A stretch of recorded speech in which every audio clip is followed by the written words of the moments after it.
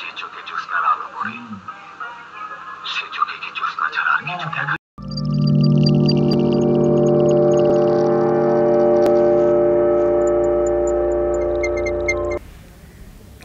আজকে কথা বলবো অঞ্জু ঘোষ ও ইলিয়াস কাঞ্চন অভিনীত একটি ব্যবসা সফল ছবি বেদের মেয়ে জ্যোৎস্না সম্পর্কে। তোজাম্মেল হক বকুল যখন এই সিনেমাটি নির্মাণ করেছিলেন তখন একটা দ্বিধাদ্বন্দ্ব ছিল যে এটি ব্যবসা সফল হবে কি না, কিন্তু তাকে সহ পুরা বাংলাদেশ সহ বিশ্বকে অবাক করে দিয়ে বেদের মেয়ে জ্যোৎস্না আকাশচুম্বী ব্যবসা সফলতা পেয়েছিল। এই সিনেমায় অভিনয় করেছেন রওশন জামিল, প্রবীর মিত্র, শওকত আকবর, সাইফুদ্দিন সহ অনেক অনেক চেনা মুখ, যারা প্রত্যেকটি চরিত্রই এমন করে চিত্রিত করেছেন, এমন করে ধারণ করেছেন, মনে হয় যেন তারা সেই সময়ে ফিরে গেছেন। এটা একটি অসাধারণ ব্যাপার মনে হয়, কারণ তখন তো বেশ আধুনিক কাল এবং সেই আধুনিক সময়ে একটি ফোক কাহিনীকে, লোককাহিনীকে উপজীব্য করে একটি সমসাময়িক চলচ্চিত্র নির্মাণ করার যে সাহস, সেটি তোজাম্মেল হক বকুল দেখিয়েছেন। এবং তাতে আমরা এটাই শিক্ষা পাই যে কোনো চলচ্চিত্র যদি নিবেদিতভাবে নির্মাণ করা যায়, শিল্পীদের দিয়ে অভিনয় করিয়ে নেওয়া যায় এবং সেখানে কত লগ্নি হলো, কি প্রেক্ষাপট, সেটা বিষয় না, বিষয়টা হচ্ছে উপস্থাপন। সেই উপস্থাপন করে তারা মুন্সিয়ানার পরিচয় দিয়েছেন এবং অবাক করে দিয়েছেন আমাদেরকে যে একটা সিনেমা, লোকগাথার একটি সিনেমা, যেটা হচ্ছে বেদের মেয়ে নায়িকা, যে মানে আমাদের এই সাধারণ প্রান্তিক জনগোষ্ঠীর একটি চরিত্র, যারা বেদে গোষ্ঠী এবং বিভিন্ন জায়গায় এই ঘর করে, অস্থায়ী ঘর করে তারা থাকেন এবং সাপের খেলা দেখায়, সাপের খেলা দেখায় তারা জীবিকা অর্জন করে। তো এই হচ্ছে নায়িকা অঞ্জু ঘোষ। এবং অঞ্জু ঘোষ আমার কাছে এখনও আমার কাছে অবাক লাগে যে তিনি তো দুর্দান্ত একজন পারফর্মার নিঃসন্দেহে, আর এই চলচ্চিত্রটিতে অঞ্জু ঘোষ এত এত মিশে গেছেন যে তাকে মনে হয়েছে যে তিনি যেন সত্যি সেই জ্যোৎস্না চরিত্র।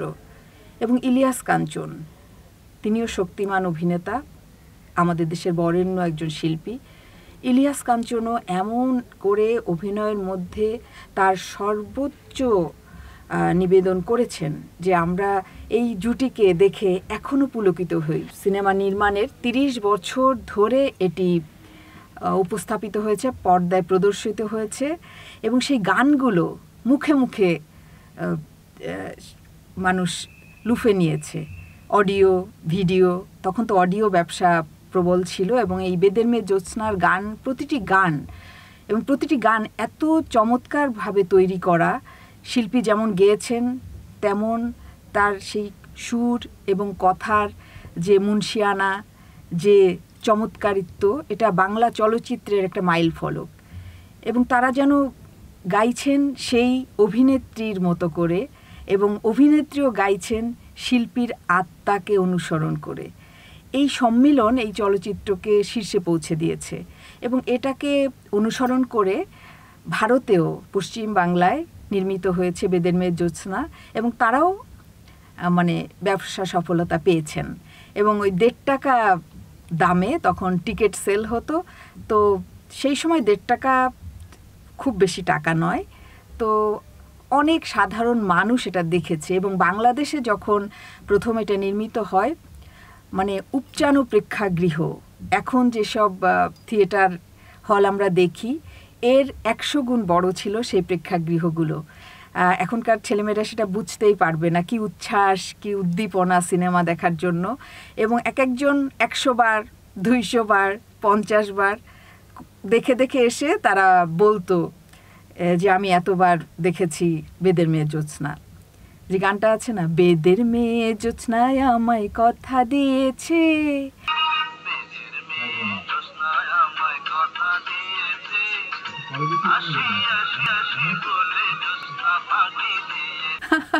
এই সিনেমাটি এখনও কিন্তু হিট, তাই না? যখন দেখা যায় যে বিরহ পর্ব, নৌকার যে দৃশ্যায়ন আছে, যে নৌকা ভাসছে, ওদের বাড়িঘর জ্বালিয়ে দিয়েছে রাজা তার ছেলেকে পছন্দ করার জন্য, তার ছেলেকে বিয়ের প্রস্তাব দেওয়ার জন্য, সেজন্য তারা সেই বেদে পল্লী জ্বালিয়ে দিয়েছে। সে ভয়াবহ দৃশ্য এত চমৎকারভাবে আমি বোধ করি এখনকার সিনেমায়ও চিত্রায়িত হতে দেখিনি, কারণ তখন তো এত প্রযুক্তির উন্নয়ন ছিল না। তখন তারা সেইভাবে বিষয়টাকে এমন বিশ্বাসযোগ্য করে তুলেছেন, সেই শব্দ, সেই আহাজারি দিয়ে দেখা যায় যে সেই বেদে পল্লী পুড়ছে এবং সেইটা টাচ করে যাচ্ছে দর্শকের মনে। এবং যখন জ্যোৎস্না তার নিজের আত্মনির্ভরশীল হয়ে, যে সাহসী হয়ে সে রাজার সামনে বলছে যে আপনি তো বলেছিলেন আপনার ছেলেকে বাঁচালে আপনি দেবেন আমাকে যা চাইবো তাই, আমি আপনার ছেলেকে চাই, তাকে আমি ভালোবাসি। এবং জ্যোৎস্না বলেনি তখন যে ছেলেও আমাকে ভালোবাসে, রাজপুত্র আমাকে ভালোবাসে, কিন্তু সে দাবি নিয়ে এসেছিল। তার পরিপ্রেক্ষিতে রাজা প্রচণ্ড রেগে যান এবং রাজকীয় কায়দায় ছেলের জল্লাদের কাছে দিয়ে দেন যে ছেলেকে কতল করতে। তখন সত্যি চোখে জল আনে। এখানে বেদের মেয়ে জ্যোৎস্না শুধু একটি সুন্দরী নারী নন, তিনি খেলা দেখাতে পারঙ্গম সেটাই শুধু নয়, এটাতে একজন আত্মনির্ভরশীল, একজন দৃঢ়চেতা নারীর কথা বলা হয়েছে। এবং তার মেরুদণ্ড কতটা সুদৃঢ়, তিনি পুরা রাজপ্রাসাদের মধ্যে রাজার চোখে চোখ রেখে তিনি তার যুক্তিতর্ক উপস্থাপন করেছেন। এটি আমার কাছে মানে সমসাময়িকতা মনে হয়েছে, যে একজন নারী চরিত্র যে লেখাপড়া জানে না, সে জানে যে তার কত নিচু বংশে জন্ম, তারপরেও সে তার সোচ্চার, তার দাবিতে সোচ্চার, সে সততায় একনিষ্ঠ। এই জিনিসটি এই সিনেমার আমি বলবো ভিন্ন মাত্রা দিয়েছে।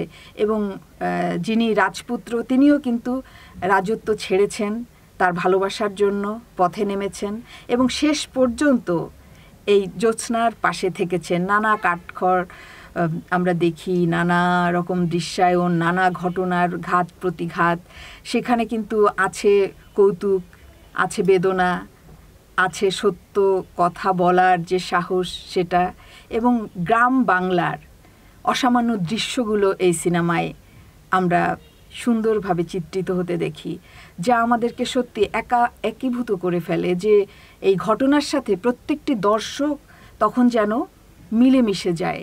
জ্যোৎস্নার দুঃখ আমাদের সবার দুঃখ হয়ে যায়, রাজপুত্রের এই জীবন সংগ্রাম, যে জীবনে সোনার চামচ নিয়ে জন্ম নিয়েছে, সে জ্যোৎস্নার জন্যে এই কাঠ কাটছে, অন্ন জোগাড় করছে, এবং তারও ব্যক্তিত্ব এখানে সুস্পষ্ট।